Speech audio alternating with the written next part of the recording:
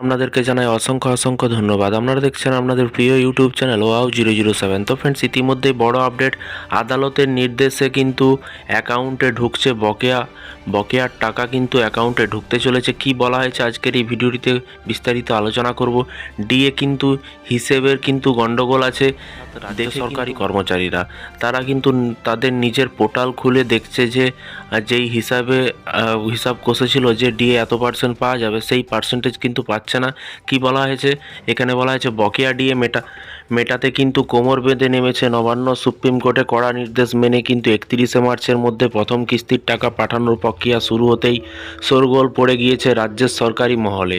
অনেক কর্মী ব্যাংক অ্যাকাউন্টে ইতিমধ্যে টাকা জমা পড়তে শুরু করলেও কিন্তু খুশির বদলে তৈরি হচ্ছে তীব্র ক্ষোভ।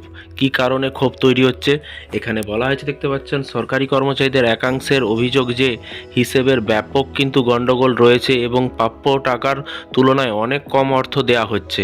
অর্থ দপ্তরের বিশেষ পোর্টালে 2016 থেকে 19 সাল পর্যন্ত বকেয়া ডিএর হিসেব আপলোড করার কাজ কিন্তু চলছে। কিন্তু কর্মচারী সংগঠনগুলির দাবি যে এইচআরএমএস সিস্টেমে যান্ত্রিক ত্রুটি বা অন্যান্য কোনো কারণে কিন্তু ডিএর পরিমাণের অসঙ্গতি ধরা পড়েছে।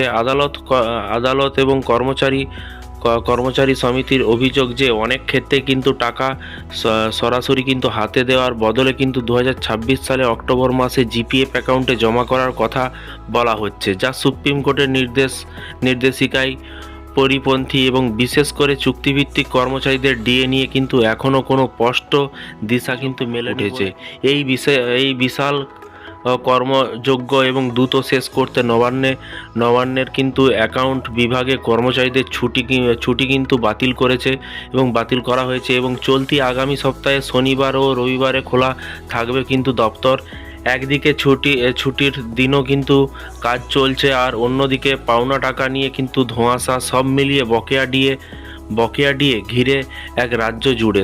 তো ফ্রেন্ডস, চরম উত্তেজনা কিন্তু সকলেই আছেন। সরকারি কর্মচারীরা বকেয়া ডিএ নিয়ে কিন্তু উত্তেজনায় আছে, কে কতটা ডিএ পাবে এবং ডিএ পেলেও সেই হিসাবের গণ্ডগোল হচ্ছে, এরকম একটা বিশেষ অভিযোগ কিন্তু মুখ্যমন্ত্রী পুরোপুরি ফুল কমপ্লিট কবে করে এবং যারা 2008 সালে জয়েনিং হয়েছিলেন তাদের কি হবে এবং নোটিফিকেশন কবে বেরোবে, সমস্ত কিছু আলোচনা করব পরবর্তী ভিডিওতে। ভিডিওটি একটি লাইক করে রাখুন। এই ধরনের আপডেট পেতে চ্যানেলটিকে সাবস্ক্রাইব করে পাশে থাকা বেল আইকনটিতে প্রেস করে রাখতে ভুলবেন না। ভালো থাকবেন, সুস্থ থাকবেন এবং নিজের খেয়াল রাখবেন। Thank you.